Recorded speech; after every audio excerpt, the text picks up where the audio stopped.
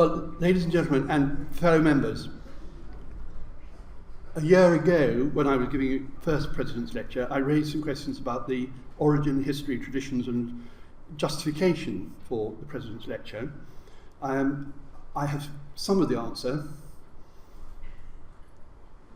The answer is 1948, and I'll explain the rest of the answer later on.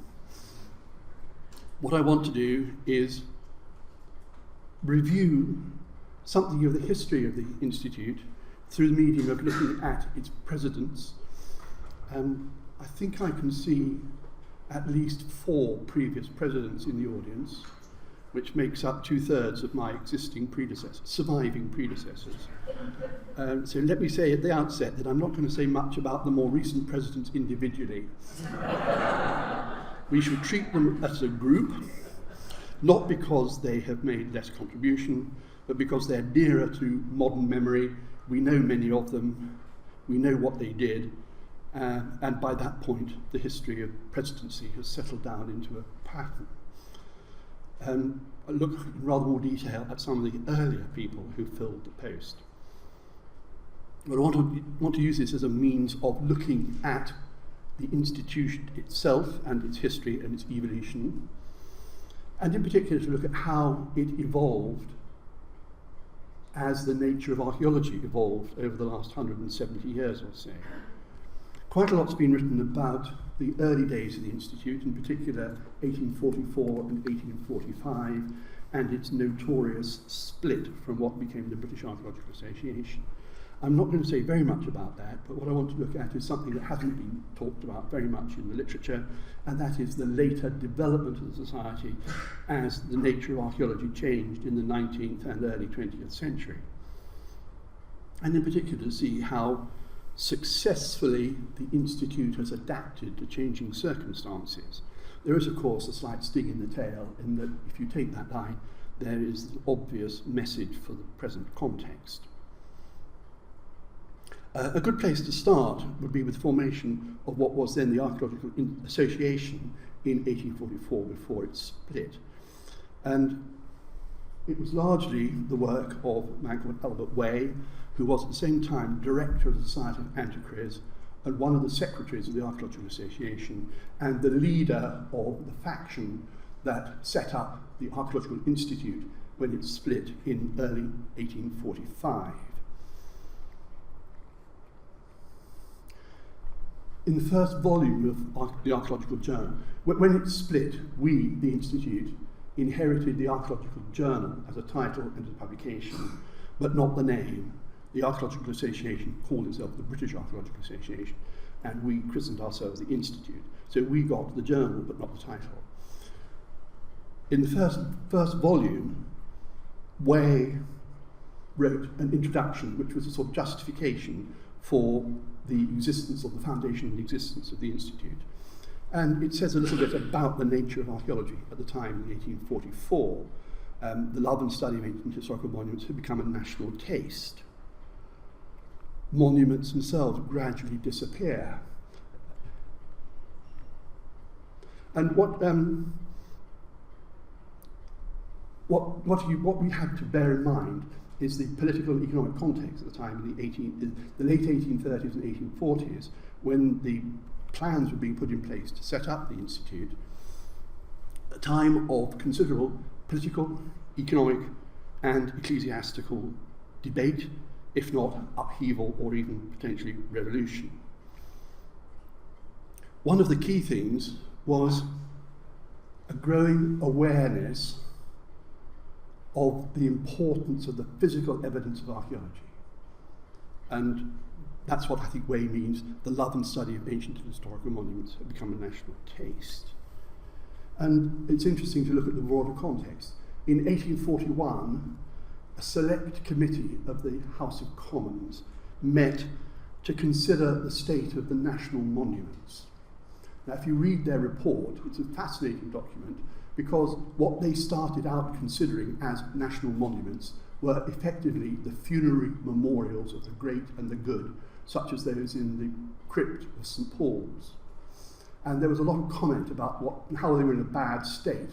and whether it was due to the riffraff being allowed in to see them, or whether they should be fenced off and only allowed to the appropriate sort of people to see them, or alternatively they should be opened up to a wider public. But you can see the question of a national monument being debated, and it gets really interesting when you get... the Select Committee operated by means of question and answer. They had a large number of witnesses. The questions and the answers given are recorded. When you get to question 1947, the person being questioned is the architectural historian and illustrator, John Britton, who says, well, look, what do you mean by national monument? Something like a Roman villa or a historic house can tell us just as much about the history of the nation as one of these funerary monuments. And the whole concept of a monument as something more than a funeral memorial, but evidence for the past, is being crystallised. Quite a lot is due to what was happening in France at the time, and Britain was particularly well informed about the processes of monument preservation in France, which was years ahead of us. A year or two later, 1845, a bill was introduced into Parliament proposing a museum for national antiquities and a commission for the conservation of national monuments. Predictably, it got absolutely nowhere. But at that time, the British Museum was also being widely criticised for not displaying or collecting any British antiquities. This was all about to change fairly soon. So the rising interest, as represented by the Foundation Institute, represents a growing recognition of the importance of some of the things, or some of this evidence, and the threat to it. Economically, the second part of Way's comment here, economically it was a time of massive economic upheaval, industrial revolution in full swing, and all sorts of forms of destruction. The progress of public works, such as railways, sewers, or buildings, not only destroyed the archaeology, but presented opportunity. It's a sort of classic statement of the development-led archaeology and the need to preserve things as they're destroyed. But about 150 years ahead of any effective response to the problem in Britain. Politically, there are other things afoot. 1832 had seen the passing of the Great Reform Act, one of the major steps in curtailing aristocratic control of Parliament.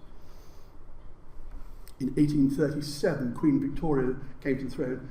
Her subsequent coronation was marked by the termination of a whole series of medieval ceremonies which deprived the aristocracy of some of their roles in formal ceremony and was seen as an insult to them and infringement of their traditional rights. Same in 1838, the first People's Charter, leading to the programme of Chartism, which dared to demand such revolutionary things as adult male suffrage and annually elected parliaments. All of this led to fear for the survival of institutions of aristocracy, even the survival of royalty. And ecclesiastically, Oxford movement in Oxford promoting return to traditional value. In Cambridge, the Cambridge Camden Society, which later transformed itself into the Ecclesiological Society, was busy promoting the study of Gothic architecture as the appropriate mode for modern church building. And proposals for the disestablishment of the church in Ireland led to widespread fears about the threat not just to aristocracy and royalty, but also to the powers of the church.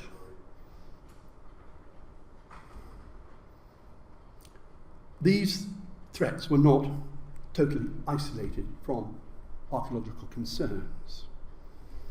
They're also political. Way refers here to loss of the monuments either by decay of time, wanton destruction.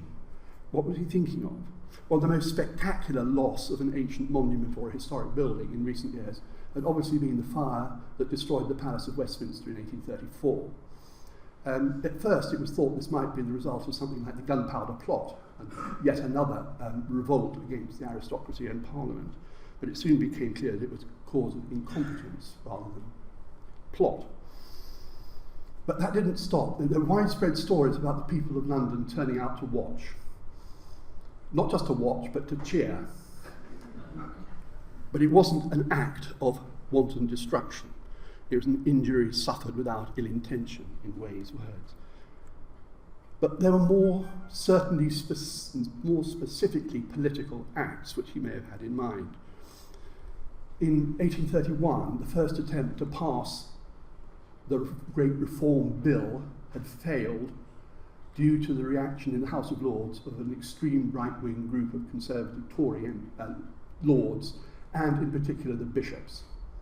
This resulted in widespread rioting in October 1831, and the loss of the Bishop's Palace, along with the jail and larger parts of the city of Bristol, closely followed by Nottingham, the residence of the Duke of Newcastle, one of the right-wing opponents of reform. He was so right-wing, even the Duke of Wellington thought him a bit extreme. But again, this drawing seems to suggest that down by the waterside, the citizens of Nottingham were dancing and celebrating as the Duke of Newcastle's house went up in flames. So to go back to Way, I'm sorry to inflict this slab of Victorian text on you, but I've simplified it a little bit. The important bit begins in the middle. But respect for the great institutions of this country, sacred and secular, and a lively interest in their maintenance must be increased in proportion to the intelligent appreciation of monuments. In other words, the study of archaeology is designed to improve your respect, appreciation and admiration for the secular powers of the aristocracy and the ecclesiastical powers of the bishop, rather than burning down their houses. Archaeology has a message of political education and support for the existing power structure. Some people have described a split in 1845 that led to the Australian Institute as separate organisations as more or less a dispute over printing or over a clash of personalities. I think it's difficult to deny that there's very much a political element here. The Institute had a largely aristocratic support, whereas the people who were described as the tradesmen, people like Roach Smith and Thomas Wright, went in the other faction and formed the British Archaeological Association. It was at least partly a political split about the function of archaeology and the function of the archaeological organisation. Once the split is in place and Way is effectively the organising genius, we can begin to see what his idea was. The Institute was to have a central committee which was made up of people living in London, largely because they could meet regularly. And they would process information and publish it through a journal.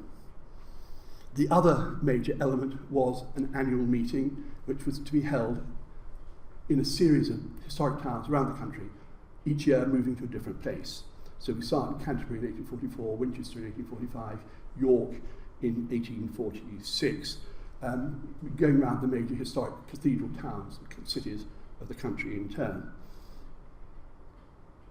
What was the role of the president? Well, first of all, there wasn't much to preside over. The secretary and the secretaries of the organisation did all the work. The president was needed to preside at the annual meeting. And Way's idea was, in order to promote the ideas of archaeology and a respect for ancient monuments in the provinces, you would move from place to place, and your president would be a local bigwig who would be representing local authority and preside over the meeting as a public relation, but also as a political gesture.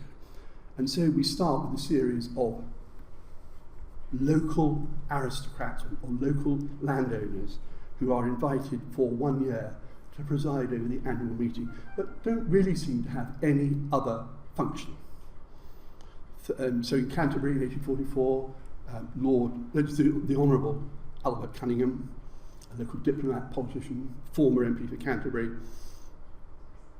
he resigned in 1845, I think largely out of sheer frustration at the bickering that led to the split in the next month.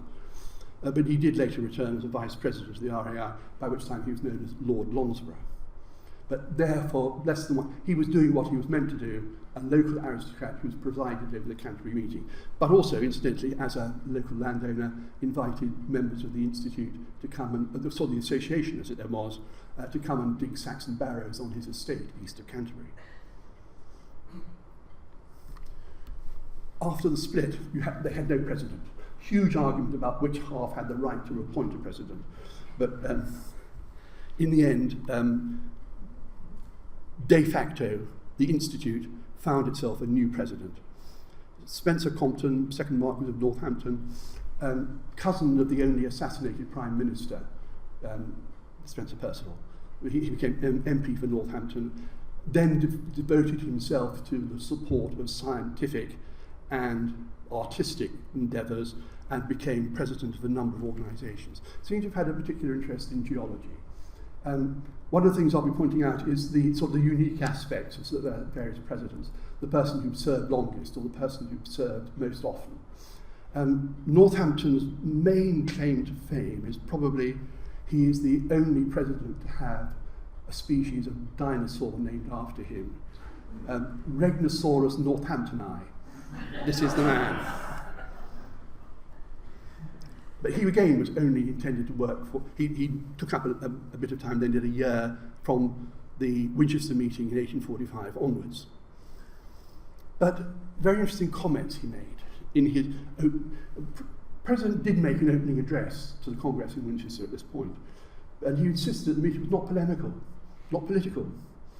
The scientists might, if they please, discuss the Wars of the Roses, but with the wars of the 19th century, they had nothing whatever to do. The mere fact that he had to suggest that suggests that actually the Winchester meeting was highly political and had a lot of ecclesiastical debates about the relevance of Gothic architecture, as well as more political debates about the role of the aristocracy.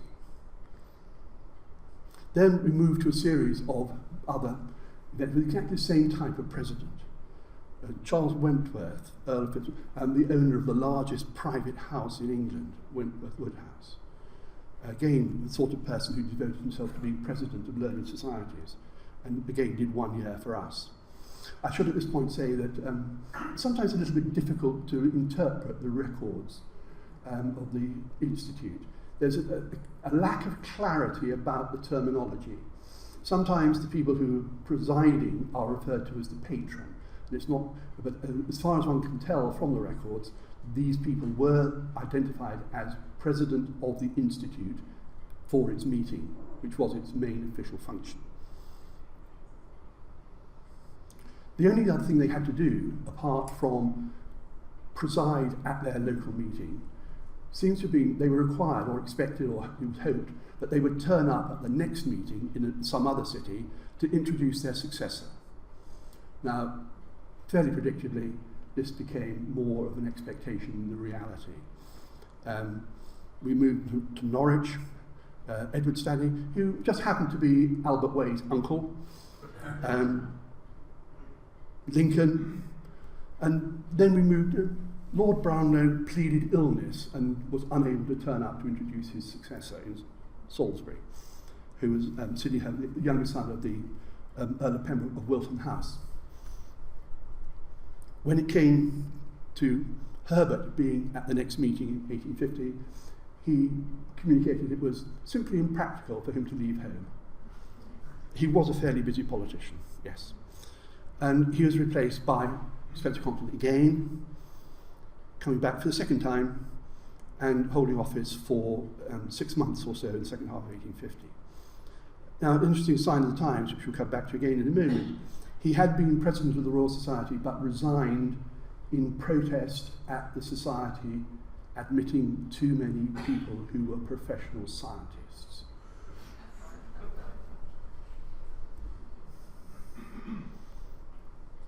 When he died, he was replaced by a very interesting man, James Talbot, 4th Baron Talbot of Malahide, a member of an Irish landowning family, a politician, liberal persuasion in Palmerston's government eventually. And he actually seems to have had some serious interest in archaeology. He was a collector of antiquities, and he has actually a list of publications of some significance in Irish and British archaeology. but he held office simply for the residue of his predecessor's period of office, elected as president simply to fill out after the death of Northampton until the next meeting. He introduced John Harford, who was the owner of Blaise Castle, now Blaise Castle Museum, just outside Bristol, their main museum and art gallery.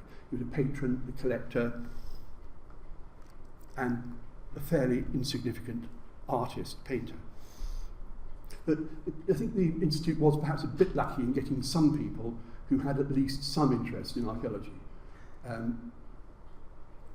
Marquess of Northampton was in fact a collector, had a very significant collection of Greek and classical antiquities until it was eventually sold off by one of his descendants in the 1920s.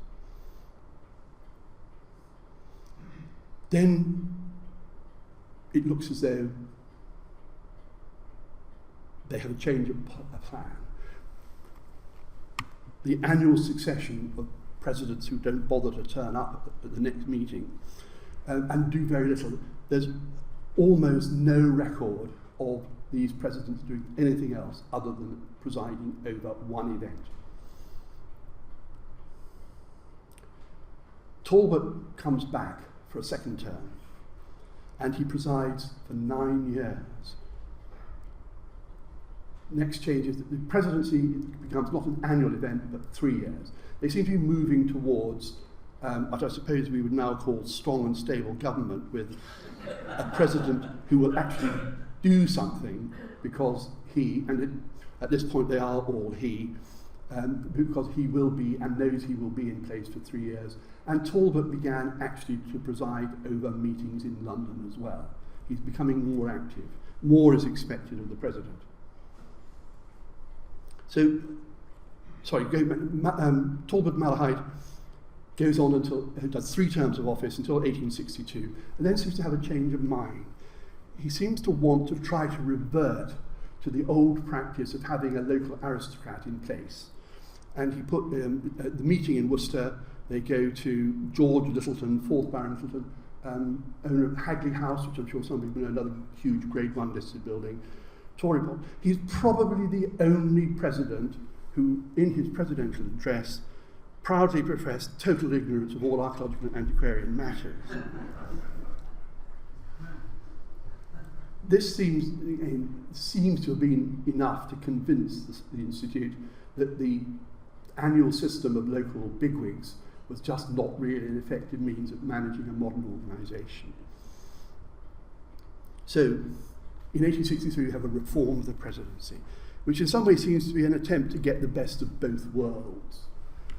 You have a president elected not for 3, but just for now for 1 year, but eligible for immediate re-election, which indeed in fact what happened to most of them.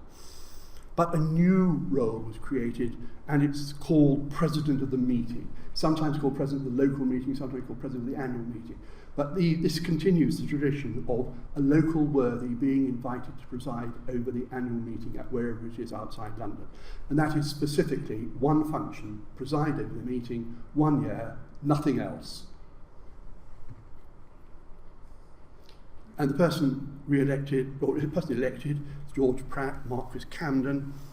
Again, somebody who seems to have had an interest in archaeological, scientific and artistic matters, president of the Kent Archaeological Society, a fairly unsuccessful Tory politician, but very well connected at court. His wife was somebody at the Royal Bedchamber of Queen Victoria, and it was Camden's connections, especially in the early days to Prince Albert, which facilitated close connections with the royal family, which ultimately obtained us the right to use the word royal in our title in 1866, which first becomes actually in print in 1867. Unfortunately, Camden died very suddenly after obtaining that title, so there's yet again a vacancy, and yet again filled.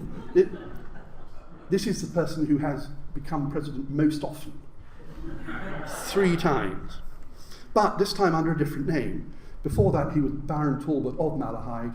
He's now Baron Talbot de Malahide, Those of you who are experts in peerage will know the Baron Talbot of Malahide is in the Irish peerage, which doesn't give him a seat in the House of Lords. In 1856, he was called Baron Talbot of Malahide, which is a peerage in the English peerage, and therefore he can sit in the House of Lords, which is why he's 4th Baron in one case and 1st Baron in another. But it's the same man, and again continued an active archaeological career. Camden, his predecessor, had set a really interesting precedent. He'd actually been consistently attending meetings in London. He presided, in one year, 1865, he presided over every one of the London meetings, something none of his predecessors had ever done before. And Talbot also has a pretty good record of turning up to preside at meetings other than the big annual meeting. And he's beginning to, as well as writing occasional papers for the journal, he is an active supporter and organiser. The structure that's put in place in 1863 lasts until, 1914. We have an annual series of events with the president, who many of them, as we've seen, continuously re-elected for long periods, accompanied by a local worthy. And if you list these, it's an unbelievably long list of earls and bishops, maintaining the aristocratic connection right the way through, but with one or two exceptions. I'll mention one exception in a moment, but I think in the whole of that period of 50-something years, there are only 2 people who would be known as Mr. something, and in fact, in the terminology of the Institute, they're both Esquire.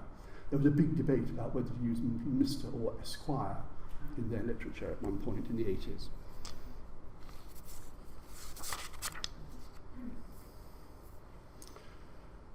Talbot held office as a 3rd time for 17 years. And his death in 1883 gives us a sort of good point to consider how archaeology had developed in the 40 years since the Institute was founded. Some things hadn't changed. Earls and the bishops were still important as presidents of the local meetings, but more widely, a lot of change was afoot. Despite the failure of the earlier proposals for a Museum of National Antiquities, some progress was made. 1845, a Museums Act was passed allowing boroughs to raise money to found museums, and a number of the more enlightened boroughs, places like Ipswich and Leicester, fairly soon used that opportunity to fund borough-organised museums, which raised the profile of archaeology locally. And the beginnings of legislation for monuments took place, not ancient monuments in the sense of field monuments, but in 1845, an act of vandalism saw the smashing of the portland vase in the British Museum, one of the main pieces of Roman glassware. It was smashed possibly as an act of terrorist vandalism by an Irishman, or maybe just deranged vandalism. Whether it was a terrorist act was debated. By a quirk of English law, the legal status of a museum object was unclear, so that the person who did it was convicted of smashing the glass case, not its contents, which resulted in the first passing of historic object legislation, the Act for the Preservation of Works of Art and Scientific and Literary Collections. A few years later, another act. There'd been another act of an outbreak of vandalism in London, damaging the statues of royalty, which was clearly intolerable and led to the 1854 Public Statues Act, preserving public statues, especially those of royalty, and creating government powers of authority over them. British Museum actually started displaying objects. In 1849, the Duke of Northumberland presented what we now call the Stallick Hoard, or the Melsonby Hoard of Iron Age metalwork, to the British Museum, but only on condition that they had a room displaying British antiquities. So for the first time, they bothered to display British material, and in the reorganisation of the museum in 1866, there was a Department of British and Medieval Antiquities. So progress was being made in recognising the significance of archaeology, the importance of these collections, and the importance of public involvement in their display, and also in their protection. Another feature had been the flourishing of county societies. In some ways, the Institute may almost have been a victim of its success. One of Way's first ambitions was to raise the profile of archaeology, to raise public awareness outside London in the importance of archaeology. Now, the foundation of museums, the beginnings of public legislation, and in particular the flourishing of county societies, many of which had many hundreds of members at annual meetings, was a demonstration of this. So in some ways, its first aim had been met within 20 years or so. So what was its future role? Perhaps the most important development, though, is a rather more subtle one, and that is the development, well, perhaps one of the most important social developments in later Victorian England was the rise of professionalisation. Up until that point, the word profession had simply meant the army, the church, or the law. But from the later 19th century, we began to find the rise of professional organisations, including people like bankers and journalists, but also scientists. The word scientist is invented. It's the sort of thing that aristocratic presidents of the Royal Society objected to. It led to, it was, in particular, it had an effect on the organisation of scientific and academic subjects. Partly a reaction to reforms of universities from the 1850s onwards, the flourishing of the public schools, the development of an educated class who largely interacted with themselves. It's been called intellectual aristocracy, and many of them married each other, so there are huge networks of families, the Darwins, the Trevelyan's, the Macaulays, the Wedgwoods, all of these intermarrying, and so you can find a network of intermarried people. Archaeology is on the fringes of this. Albert Way himself, when he started, married Emmeline Stanley, who was the daughter of Baron Stanley. The Stanleys were they're a younger branch of the big Stanley family who became Earls of Derby and major landowners in Lancashire. But they had some important people, and not just landowners, but prominent scientists, thinkers, and so on. So Albert Way is, by marriage, the uncle of General Pitt Rivers and the great-uncle of the philosopher Bertrand Russell. So and we can find other networks of relationships. Archaeology is just on the fringe of this intellectual aristocracy. But archaeology as a profession was quite slow. It's nowhere near the speed of the physical scientists or the engineers in developing professional organisation and professional standards. Despite the foundation of museums, there are few professional curatorial posts outside the British Museum. Most leading archaeologists of the late 19th century are still wealthy amateurs.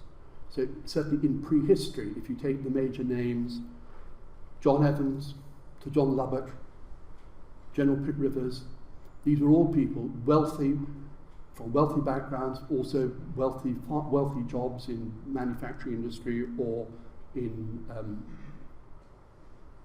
banking in particular, in Lubbock's case. Even somebody, another of that group of famous, important developing archaeologists, Augustus Wollaston Franks, who was the first curator of British antiquities in the British Museum, came from a wealthy background and refused to take a salary because he didn't want anybody to think he needed the job for the money. Even university posts were quite late, and the first professorial posts being founded from the 1870s onwards were in classical archaeology, Greek, Latin, Greek, Roman, and Egyptian archaeology. wasn't until much later, even until the 1920s, that we begin to get posts in a wider range of academic posts. But other things were happening, especially at the end of the century. The Victoria County History Series was started in 1899, providing opportunities for professional historians to write, not just about history, but about the archaeology of their counties. The Inspectorate of Ancient Monuments within the Office of Works had been founded for Pitt Rivers. It lapsed when he died in 1900, but it was revived in 1910 under Charles Pearce. Royal Commissions, the Royal Commission of Ancient Historical Monuments, started in 1907 and 1908, initially using a lot of staff from the Victoria County History Stable. So from soon after, or from around the turn of the century, there begins to be a rather larger and rather more professional group who are working at some form of archaeology. How had this affected the RAI? Well, initially, some interesting responses. The original purpose of the Central Committee in London had been to receive and process information and to publish it in the journal, which was published in quarterly segments, large quantities of short articles and a large quantity of what they called archaeological intelligence, which was new discoveries. After 2 or 3 years, they realised this was an ineffective use of their time, and they opened the London meetings of the Central Committee to all members. So there was something for a president to preside over, even though many of them didn't. But it created a further bias towards London. Meetings were in London, and the session of 8 or so meetings, roughly October or November through to June, July, was started, I think, in 1846, and we're still doing it. But it created that tension between a London-based operation and its relationship to the wider world.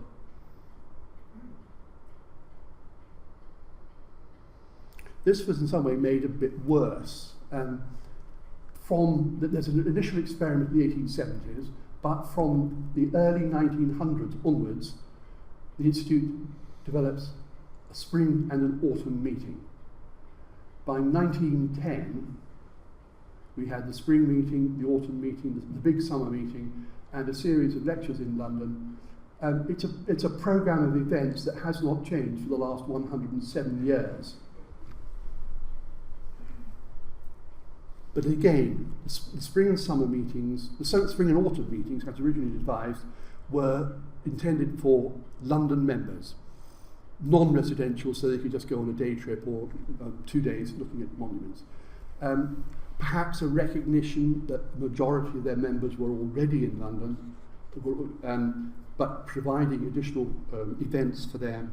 But again, increasing the balance of the activities focused on London and raising the question of what was the presence of the Institute outside London other than its annual summer. The annual meeting now becomes the summer meeting because there's spring and autumn meetings to compete with it.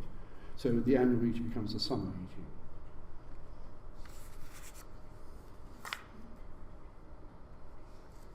The London presence becomes a problem. The Institute moved regularly. Premises were getting larger and larger as it acquired more stuff. And in the 60 or so years that it had premises in London, it had at least 6 different locations that I'm able to trace. So it moved fairly regularly. Each move was costly, and the premises themselves were expensive to lease, to maintain, and to furnish. It had not just offices for its employed secretary administrator, it had a meeting room, it had a library, it had a museum. It accumulated antiquities which were regularly given to it, which it didn't have the courage to reject. And this caused financial pressure on the upkeep and maintenance of the rooms needed. In one annual report, the library is referred to as that great encumbrance. I suspect that they had a large room with 3,500 volumes and virtually nobody reading it. They'd solved part of the problem earlier on by donating a large part of their antiquities to the British Museum. And finally, in the 1890s, they bit the bullet and realised that they could not go on doing all of this. But it was the financial pressure. In 1 year, they'd had to sell their entire capital investment to pay the printer's bill. And somebody realised you could not go on doing that and existing on occasional donations from wealthy, sympathetic supporters. And with much opposition, the library and the remaining antiquities were disposed of. Part of the library was donated to the antiquaries, you'll find it upstairs, resulting in the arrangement for members of the Institute to use the antiquaries library. Those things which were duplicates or unwanted by the antiquaries were sold, along with the remaining antiquities, for a sum of over £500 in the late 1890s. If you convert that to modern money, it's difficult. It could be anywhere between about £40,000 and £80,000. It was the basis of the financial security of the Institute for years to come. Many people regarded getting rid of a library as sort of cultural vandalism, but it was forced on them, but ultimately it was a realistic assessment of what the Institute should be doing, and spending money on a library which duplicated what was in the antiquaries and was grossly underused was not the best use of their money. One of the consequences of selling it was a capital sum which made the Institute largely successful. The references to constant financial problems disappear. There are still complaints about the number of members who are in arrears, but the comments on financial crises, rare. It also enabled the Institute to set up a research fund. They had the opportunity to give money away for the first time. Initially, it was designed to promote excavations on sites they were going to visit at the summer meeting. So it was a research fund promoting research, which they would then visit and disseminate through their annual reports, which seems almost like joined-up thinking. I think it was an accident, but it looks like it.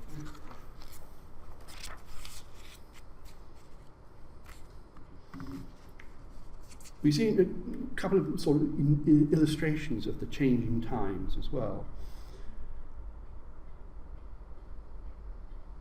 When Talbot died, they had to find a successor. There was considerable support for an invitation to go to Sir John Lubbock, one of the later Lord Avebury, one of the leading archaeologists of the period, who'd previously been president of the Anthropological Society. Strong opposition from some members of council who insisted that it should be an aristocrat, not a distinguished archaeologist and a mere knight. Lubbock was invited and refused. It's not quite clear why he refused, whether he was too busy, whether he objected to being asked to be a president of anybody which thought like that, or what. But he didn't become president, and the invitation went to somebody else, as we'll see in a minute. Among the serried ranks of earls and bishops that we see as presidents of the meeting, there's one very different name, and that is General Pitt Rivers, a real archaeologist who actually had something interesting to say in the address by the president of the meeting, who presided at Salisbury in 1887 and again at Dorchester in 1897, before they reverted to earls and bishops. But an interesting sign of the changing recognition of a professional archaeologist. Pitt Rivers wasn't really a professional archaeologist, but he was near as we got to it at that point. But if you want a visual demonstration the changing times, compare two of our volumes. If you compare the volume for 1905 with the volume for 1910, you'll see an incredible difference, in particular in the way they were reporting the annual meeting. 1905, the main emphasis was on all the civic dignitaries who turned out to welcome the Institute, with long lists of mayors and so on, and a full text of the verbose orations that they gave each other, and then fairly brief accounts of what they went to see. By 1910, this had changed completely. The list of dignitaries and the verbose record of orations had gone.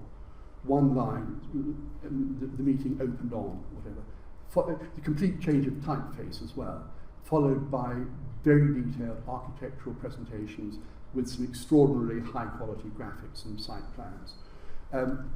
It may be that it's the work of organisations like the Royal Commission and Victoria County History, which had simply raised the standard of scholarship. But the Institute's summer reports are a very visual demonstration of something like modern archaeology hitting the Institute between 1905 and 1910. Go back to our presidents.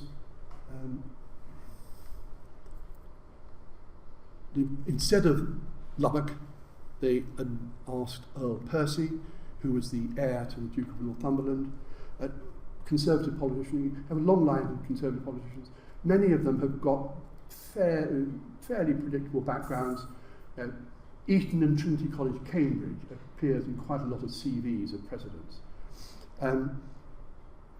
He presided over one meeting in Newcastle, where he introduced the biggest worthy of the region, the Duke of Northumberland, who was, of course, his father. Succeeded by another member of the Irish landowning firm of Viscount Dillon, a very interesting character who did have an army career, but then became an authority on history of arms and armour, and again fulfilled a number of offices in the academic and artistic world, presided over the Institute for 6 years, resigned as he became president of the Antiquaries.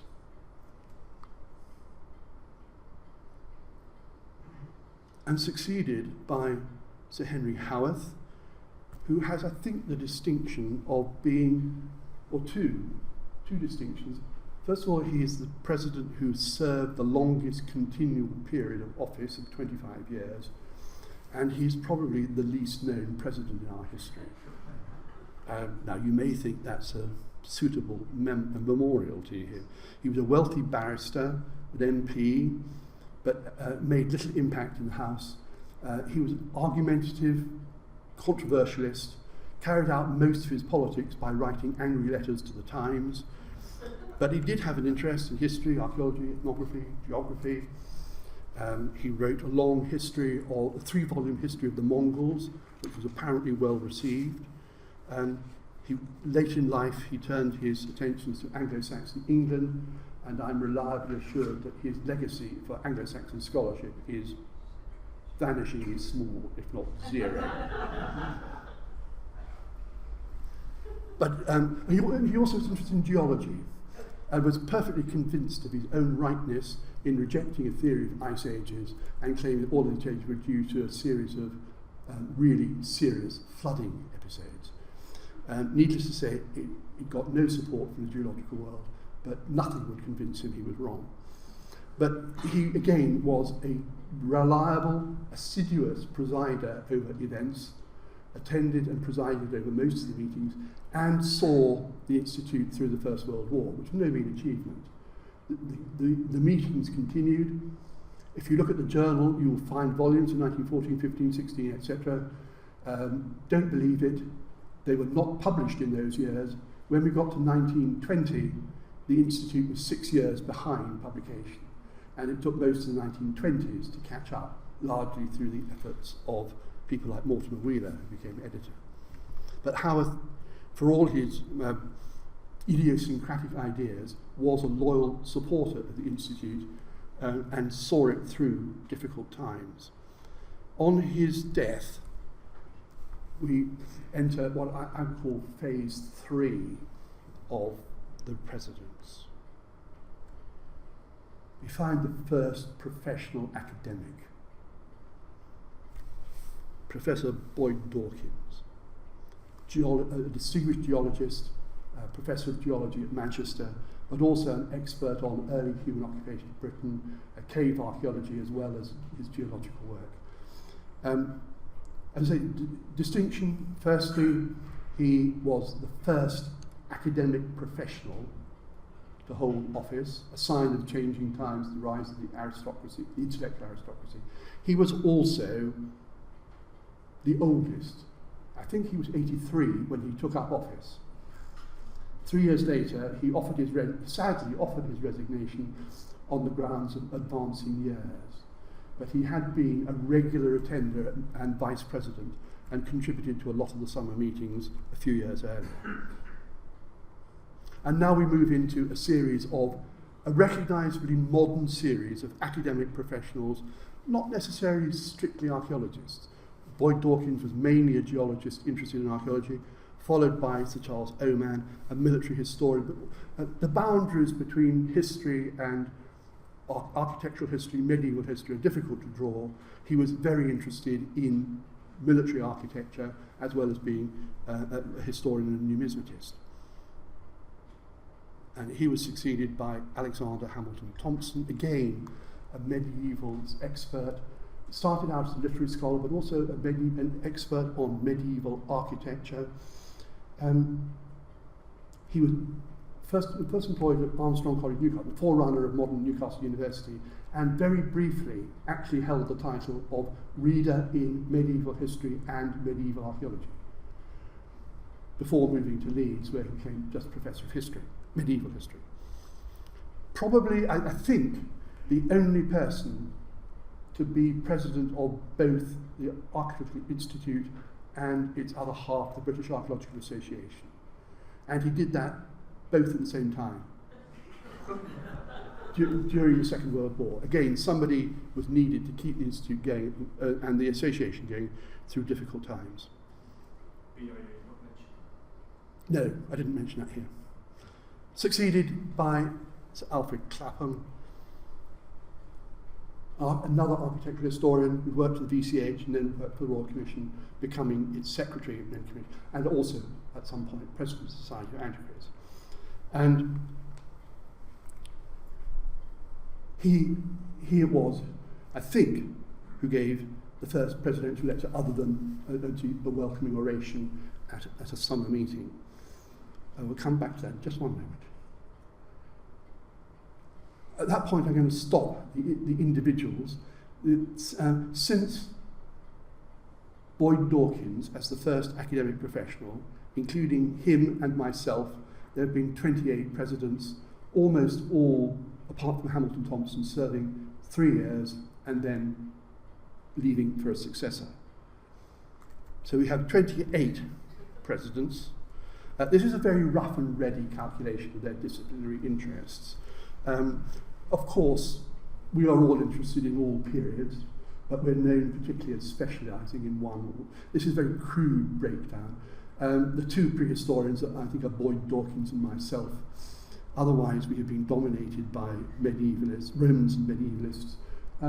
Maybe the public perception that we are a body that deals with medieval things is not misplaced. I'm not sure I can offer any explanation for this. I present it as a fact. If we then look at their institutional affiliation, this is even harder because many people worked in more than one sector. Mortimer Wheeler, for instance, started in the Royal Commission, then worked in museums, then worked in university. He spans the university. By public service, I mean national organisations like the Office of Works, Ministry of Public Works, Historic Scotland, or whatever. Dominated perhaps by universities. Joan Evans was president in 1948 to 51, I think, something like that. She described herself as the last amateur president. She had a wealthy private income. But was she? How do you classify somebody like Harold Taylor, who was by profession and by training a scientist, but became a university administrator and a vice-chancellor. But as an expert on Anglo-Saxon architecture, he was not an archaeologist. He never had an academic post in archaeology. So I put him down as university, but he might have been an other, because he might have been the last amateur in the sense of not professionally employed in archaeology.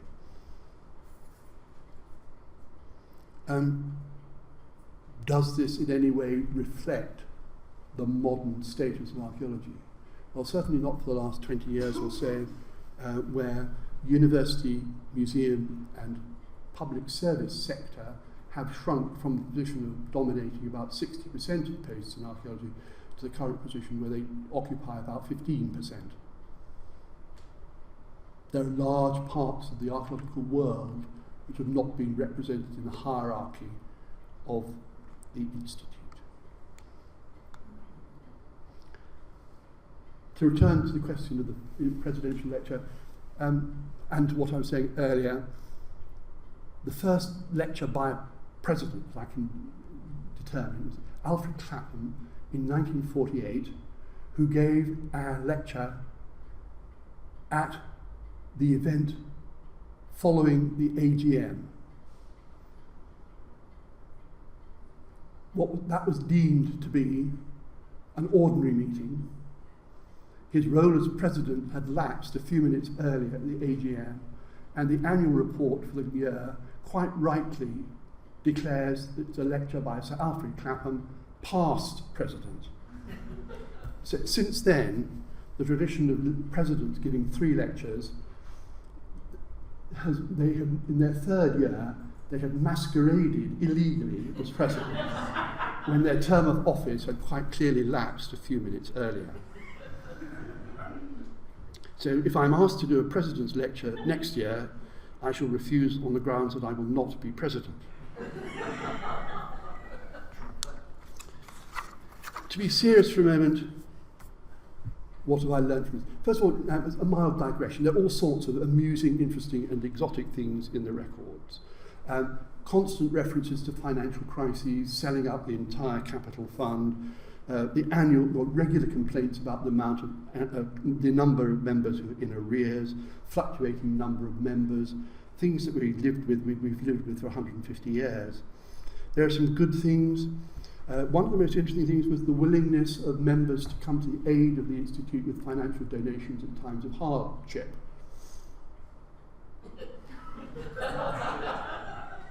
There are some practices we would certainly like to promote and to maintain. On the other hand, in the 1880s, I think, there was long discussion about ill discipline at the annual meeting, which again, probably, the annual meeting those days were not just restricted to members, they were open to non-members. And I suspect that this is a complaint by certain council members about too many people of the wrong sort being allowed into the annual meeting. But the council did debate quite strenuous methods, including the use of bugles and whippers in to maintain public order at our annual meetings. I haven't yet been to an annual meeting which needed that sort. Prevailing impression, Institute has at times been very quick to respond. Certainly in the early years, the opening up of the London meetings, the changing in the nature of the presidency, with occasional lapses, they've responded quite rapidly. When forced into change, it's largely been due to short-term financial pressure. They sold the library because they couldn't afford it, not because they considered rationally whether that was the best use of their money. Fortunately, it gave them a capital reserve which allowed them to do things afterwards. Balance between the London-centric nature and the relationships with what we might call the provinces, the non-London members, has not really been resolved. As I said before, the fundamental nature of our activities has not changed since 1910. And I'm not sure whether that's a good thing or not. In fact, what innovations have happened since 1910? Well, we started a newsletter. We started the President's Lecture, or the past President's Lecture. But it's difficult to think of much else. And I think there are serious lessons for us as an institute. We're in the fortunate position of having a membership and being reasonably solvent, having a good reputation. But archaeology has changed enormously in the last 20 years, and I think the Institute needs to contemplate whether it has actually changed its own activities and its own nature sufficiently to keep up with this modern state of archaeology as it was doing in the early first 20 or 30 years of its existence. I'm afraid it's rather a somber note, but I think the whole point of studying the history of the organisation is to try and learn from it and to see how we can use that to improve our own performance as an institute in the future. So thank you very much for listening. I don't know whether it was a long-term institution, but another valuable institution is I can invite you to join us for a glass of wine outside. Thank you very much indeed and I don't know if I'm invited for next year's, but I should be back. You're on the list already. I'm on the secretary tells me I'm on the list, so I look forward to speaking to you again in a year's time, in whatever capacity. Thank you very much for your attention.